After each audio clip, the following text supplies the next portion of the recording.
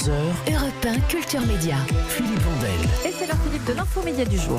Plus d'un mois après la rentrée télé, quel premier bilan? Qui gagne, qui perd? Pour faire le tour d'horizon, je reçois François Rousseau, bonjour. Bonjour Philippe. Vous êtes journaliste au Parisien, et Kevin Boucher, bonjour. Bonjour Philippe. Kevin, vous êtes rédac-chef à Pure Média. Alors avant d'attaquer le bilan, un mot d'un petit événement hier sur Paris Première, le retour de l'émission Zemmour et Nolo, événement, car après les propos très controversés d'Éric Zemmour dimanche à la Convention des droites de Marion Maréchal, il était question qu'il soit privé d'antenne. Finalement, le groupe M6 a décidé de le maintenir à l'antenne et Zemmour en a profité pour remettre une couche.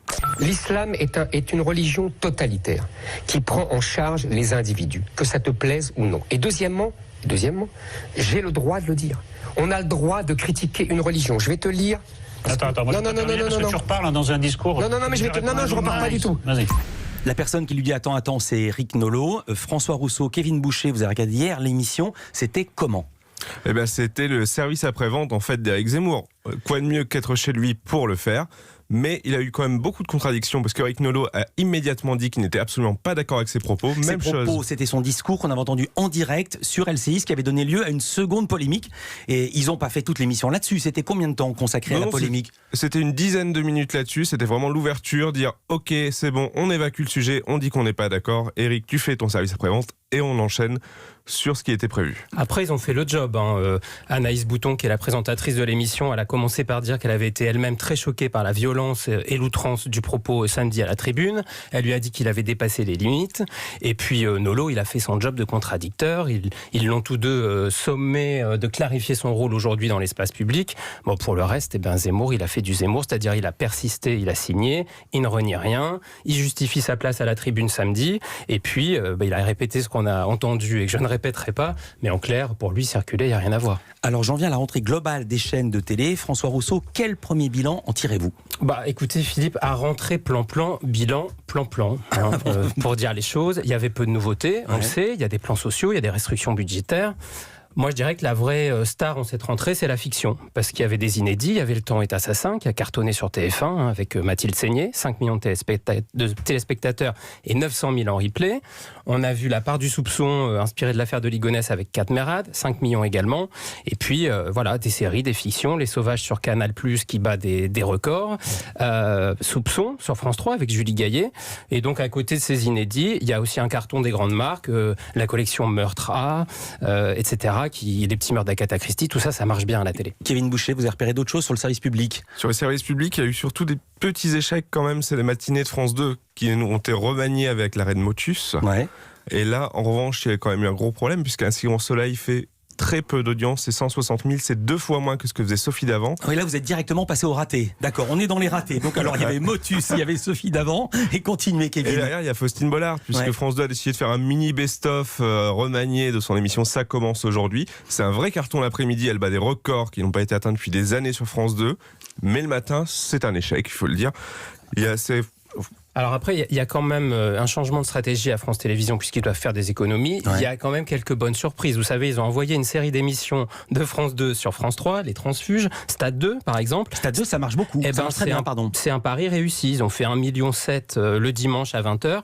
C'est 2 fois plus que ce que faisait Stade 2 le dimanche après-midi sur France 2. Mais aussi la chance qu'ils avaient en étant sur la 3, c'est qu'ils étaient à 20h, alors qu'une émission de sport en fin d'après-midi, comme c'était le cas sur la 2, ça ne peut pas marcher. Déjà, il faut au moins attendre que les matchs soient terminés. Exactement. Et puis il y avait un deuxième transfuge qui a fait beaucoup parler, c'était l'arrêt du fameux Soir 3 sur France 3, le journal du soir qui est arrivé sur France Info, la chaîne info du groupe, avec Patricia Loison. Ça s'appelle le 23h. Le bilan, à un mois, ils font 140 000 téléspectateurs en moyenne. Bon, on est loin évidemment des 600 000 de Soir 3 sur France 3, mais ça a quand même permis à la chaîne France Info de doubler l'audience de la tranche et de se classer deuxième derrière BFM, ce qui est pas si mal pour eux. Ruquier, ça donne quoi? Eh bien, Ruquier, en fait, c'est encore une fois... Parce qu'on a démarré la saison en fanfare avec l'affaire Yann Moix. Alors on dit que bad publicity is publicity. Est-ce que ça a marché? Est-ce que ça n'a pas marché? Est-ce que l'affaire Yann Moix leur a ramené du monde? On n'est pas couché. Pas tellement. Les audiences sont aussi en baisse par rapport à l'année dernière, mais avec toujours une base solide. Il est à 16% en moyenne de part d'audience. Résultat, il est leader le samedi soir. Il n'y a pas de souci là-dessus. En revanche, l'émission fait encore moins parler d'elle comme l'année dernière. Les audiences sont en baisse. Résultat, il y a quelques remaniements qui se préparent. Et sur ce fameux chroniqueur tournant, Philippe, une petite info, c'est Adèle Van Rett qu'on avait vu déjà 2 fois, qui était revenue il y a peu de temps avec Valérie Trierweiler. Elle était là pour la première, je me souviens, avec Franz-Olivier Gisbert. Exactement. Pour justement interroger Yann Moix. C'est ça, et elle a fait très bonne impression. Résultat, elle ne pourra pas être là toutes les semaines, mais elle sera là très régulièrement maintenant. C'est une volonté de Laurent Ruquier et de Catherine Barma, avec évidemment Adèle Van Rett, qui a plu aux téléspectateurs. C'est un scoop que vous nous donnez, puisque auparavant, la volonté, ça vous fait sourire les garçons, la volonté de Laurent Ruquier et de Catherine Barma, c'était justement d'arrêter les chroniqueurs récurrents et de changer chaque semaine. Donc la volonté a supplanté la volonté. François Rousseau. Il n'y a pas que Ruquier qui fait un retour en arrière. Il y a l'émission politique de France 2, vous savez, qui a fait sa rentrée il y a 15 jours, avec Léa Salamé, Thomas Soto. Ça a changé de formule, de décor, de nom. Ça il faut raconter comment c'est devenu. Ça s'appelle Vous avez la parole, avec un décor un peu à l'américaine, inspiré des late shows aux États-Unis. Surtout la volonté de faire une agora avec de nombreux intervenants pour débattre de plusieurs thèmes. La conclusion, c'est que la première, ça a été un bide, désolé de le dire, mais ils ont fait 1,27 million de téléspectateurs, c'est-à-dire 7,2% de part de marché. C'est beaucoup moins que la moyenne de l'année dernière, qui était au-delà de 2 millions. Je crois même que c'était le plus mauvais score de l'émission, ou pas loin. Exactement. Et j'ai eu l'équipe au téléphone hier, et ils revoient la copie. Donc vous parliez de Ruquier qui faisait des retours en arrière, ça va être la même chose. Pour Vous avez la parole, ils se sont rendus compte qu'il y avait eu trop de thèmes, qu'il y avait eu trop de monde, et puis qu'on s'y était perdu. Et du coup, pour la prochaine, le 17 octobre, l'invité politique principal va exister davantage. Il n'y aura plus qu'un seul thème de débat, alors que la dernière fois, il y avait eu l'immigration, les retraites, l'écologie, on s'était un peu perdu. Et puis, il y aura surtout moitié moins d'intervenants et le retour du débat d'éditorialistes pour débriefer l'émission en deuxième partie de soirée. D'accord, et je suis ravi d'avoir ces infos exclusives que vous venez de nous donner, car nous recevrons le 16 Léa Salamé ici à ce micro. Claire Chazal, ça marche bien ou pas, Passage des Arts? Passage des Arts, en fait, ça a fait une rentrée correcte. Franchement, il n'y avait pas eu autant depuis 3 ans, mais depuis, ça s'est un petit peu planté. On est passé de 300 000 téléspectateurs à 180 000 mardi. On est remonté à 200 000 hier. Ça reste dans la moyenne base d'entrée libre quand même. En part de marché, c'est combien ? En part de marché, c'est moins d'1%. C'est moins d'1%. Hier, 0,9, mardi, 0,8. C'est un peu poussif. Après, l'émission a complètement changé. Il y a quasiment plus de sujets. Il n'y en a plus que 2, alors qu'avant, il y en avait 4 ou 5. Ils ont finalement choisi de faire du plateau, du talk avec de l'interview. C'était Mais des grands noms aussi. Il y avait des grands noms. Des grands noms, bien sûr. Il y a eu Guillaume Gallienne. C'était le souhait de Claire Chazal de faire de l'interview en longueur. Mais c'est moins un œil critique avec des reportages tels que le faisaient les journalistes auparavant. Pour le situer, moins d'1%, c'est pas bien pour France 5 qui demande 1,4, 1,6, je cite de mémoire, de part d'audience, de clause d'audience, même si les choses ne sont pas aussi écrites dans le service public que sur les chaînes privées. On va parler des divertissements, des talk-shows, juste après ça, parce que la rentrée télé, c'est ça aussi. Un mois après la rentrée télé, justement, on fait le bilan dans Culture Média. Qu'est-ce qui a fonctionné, qu'est-ce qui a moins bien marché? On en parle avec nos invités dans l'info média du jour et on revient juste après ça sur Europe 1. 9h, 11h, Europe 1 Culture Média. Philippe Vandel. L'info média du jour est consacrée ce matin au top et au flop de cette rentrée télé. On en parle avec vos invités, Philippe, François Rousseau, journaliste au Parisien, et Kevin Boucher, rédacteur en chef à Pure Média. Et on parle à présent des émissions de divertissement. Oui, on a parlé des émissions qui marchaient bien. On va parler des gadins. Il y en a aussi dans les divertissements. Ben oui, Cyril Hanouna, le samedi, la Grande Darka, c'est la grosse déception. Alors je vais dire ce qu'est cette émission. Il est à l'antenne 6 jours sur 7. Cyril Hanouna a récupéré la case d'avant-soirée de Thierry Ardisson. C'était le samedi sur C8 avec les Terriens. C'est donc la Grande Darka. Kevin Boucher, c'est quoi le principe de l'émission? Alors on nous a promis une émission d'humour avec des chroniqueurs humoristes, tout ça avec des gros invités. Finalement, on n'a absolument pas ce qu'on nous a promis, puisqu'on nous avait dit qu'il y avait un capteur qui aurait capté les rires du public. On attend de le voir. Thierry Ardisson a dit que c'était son invention, donc c'est peut-être là le problème. Il y a peut-être une affaire en cours en justice. Exactement. Et donc finalement, on se retrouve dans un mix entre les enfants de la télé et Touche pas à mon poste, avec des images d'archives, des réactions des chroniqueurs, autour d'un seul invité cette fois-ci, qui n'est pas Cyril Hanouna non plus. Il se met un peu plus en retrait que dans TPMP. Ça a marché comment, François Rousseau? Ça a marché, il fait pas très bien. Il fait 2 fois moins qu'Ardisson. Il fait en moyenne 330 000 téléspectateurs, c'est-à-dire 2% de part de marché. À la même période, il y a un an, Ardisson faisait 650 000 téléspectateurs. Après, à la décharge de Cyril Hanouna, c'est pas du tout les mêmes publics. Là, on est quand même en train de comparer des cases qui se ressemblent pas. Quand vous alliez voir Ardisson le samedi soir sur C8, il y avait des invités, c'était un vrai talk, vous appreniez des choses. Là, on est sur une offre de divertissement avec du spectacle, du rire, donc ça ne capte pas du tout les mêmes publics. Mais pour ce qui est de la chaîne, vous savez ce qu'on appelle des coups de grille. Si vous faites 2 fois moins de public, mais que l'émission coûte 2 fois moins cher, on s'y retrouve, parce que ce qui compte, c'est le prix de la publicité par rapport au nombre d'auditeurs, et donc en fait, la chaîne peut-être a fait une bonne affaire. Et que l'émission d'Ardisson coûtait très cher. Voilà, exactement. Il y a aussi, quelle autre émission? Danse avec les stars? Danse avec les stars, c'est toujours très agréable à regarder quand on aime la danse, mais il faut dire les choses. Il faut aimer la danse. Il faut aimer la danse, bien sûr.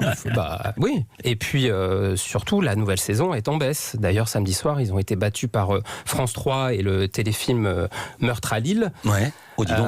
C'était au moment des éliminations. Il y a eu 3,6 millions pour la première de Danse avec les stars il y a 15 jours, c'est-à-dire 1 million de moins qu'au lancement de la saison 9 il y a 1 an. Et puis samedi dernier, encore une fois, ils étaient à 3,4 millions. TF1 espérait être autour de 4. C'est beaucoup moins. Ouais, alors il faut dire que TF1 a été battu par France 3 et la seule vraie star du programme, parce que Danse avec les stars, il y en a, on ne les connaît pas, c'est Danse avec des gens un peu connus dans leur rue. Disons qu'on connaît presque plus les danseurs aujourd'hui. Vous voyez, Anthony Colette, Fovoto, Denitsa Ekonomova, c'est presque eux les stars du programme. La seule star connue du programme était Liane Folly, et malheureusement, elle a été éliminée. On a le son. C'est l'heure qui va donc continuer Danse avec les stars. Bravo à Moundir et Katrina, le public vous a soutenu. Vous continuez la compétition et vous serez là la semaine prochaine. Liane Folly et Christian Millette, je le dis du fond du cœur, on est désolé de vous voir partir ce soir. Ils sont désolés. Mais alors, ce qui est amusant, vous avez vu la bande-annonce qu'avait fait Camille Combal. Oui. Il avait fait une bande-annonce où il avait parodié toutes les critiques qu'on faisait par avance à l'émission Danse avec les stars. Il avait dit, toi, Liane, tu vas partir au bout de quelques émissions parce que t'as un gala, je sais pas où.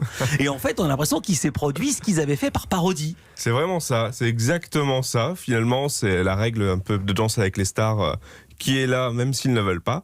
Et d'ailleurs, petit lien avec ce qu'on a dit avant sur la Grande Darka, c'est que Liane Folly, éliminée de Danse avec les stars, sera samedi l'invité de Cyril Hanouna dans la Grande Darka. Cyril Hanouna qui promet d'ailleurs des révélations de Liane Folly sur Danse avec les stars. Alors, tout à fait autre chose, c'est une guéguerre que la télé française adore, la baston des talk-shows. Désormais, ils sont 4 en compétition pour l'Access. Anne-Elisabeth Lemoine sur France 5, Cyril Hanouna sur C8, Yann Barthès sur TMC et un nouveau venu, Mouloud Achour sur Canal+, qui monte, qui baisse, qui se maintient. François Rousseau. Le top du top, ça reste quotidien. C'est les champions des audiences. Ils ont fait un redémarrage en trombe. Donc leur objectif était de rester numéro 1 pour l'instant. Aucun sujet pour eux. Ils tournent autour d'1,3 million de téléspectateurs tous les soirs, c'est-à-dire une part de marché à 5,5. Ils ont en plus été dopés par le procès Mélenchon. Ils avaient des images exclusives. Ouais. Donc ils font une belle rentrée. Kevin ? Oui, tout à fait. Quotidien a réussi à rester au même niveau, à très bon niveau pour TMC. Et donc, mais ce ne sont pas les seuls, puisqu'il y a aussi C'est à vous, avec Anne-Elisabeth Lemoine, qui a réussi encore à gagner des téléspectateurs, qui fait sa meilleure rentrée historique depuis la création de l'émission. C'est quand même incroyable, parce que chaque saison, C'est à vous fait sa meilleure rentrée historique. C'est ça, c'est un compliment que je suis en train de faire. Qui monte d'année en année. C'est incroyable. Donc C'est à vous est deuxième, 1,2 million en moyenne, c'est ça ? Ça, c'est les records. C'est les records. En tout cas, elle a franchi à plusieurs reprises la barre du million cette année, dès septembre, alors que l'année dernière, elle l'avait fait 3 ou 4 fois. Là, on est quand même sur beaucoup plus de fois, sur près de 10 fois. Ouais. Et avec quand même un panel d'invités qui était assez impressionnant. Elle a eu François Hollande, là notamment, mardi, qui a notamment raconté ce qu'il avait dit à Carla Bruni lors des obsèques de Jacques Chirac. Mais on a eu aussi Nicolas Sarkozy, Catherine Deneuve, Woody Allen, Iggy Pop. Il y a eu vraiment énormément de monde dans cet avou sur ce premier mois. Cyril Hanouna, ça marche comment ? Eh bien, Cyril Hanouna, étonnamment, il a réussi à redresser très légèrement la barre, mais elle a redressé quand même. Désormais, sur sa dernière partie, qui est sa partie principale, il est au-dessus du million tous les soirs. Ouais, et ça, donc il marche moins bien le samedi, mais il continue à performer, il remonte un petit peu dans la semaine. Et puis alors le nouveau venu Mouloud Achour, Click, ça marche comment sur Canal+? Ça marche pas très bien. Vous savez, l'objectif c'était un peu de rallumer la lumière sur une tranche sinistrée. Et alors ? C'est les montagnes russes, mais on est en dessous des 100 000 téléspectateurs. En moyenne, 84 000 sur les deux parties, c'est-à-dire 0,4% de part de marché. Alors c'est mieux que la case précédente il y a 1 an, il fait plus 12%, même s'il a de sérieux trous d'air. Parfois il tombe à 50 000. modèle, il se rassure en disant que sur le digital, ça marche, parce que vous savez que Click, c'est une chaîne du groupe Canal, mais c'est surtout un site. Voilà, il y a une communauté en digital. C'est du multi, mais il y a du 360, comme Exactement. on dit désormais, quand on est savant.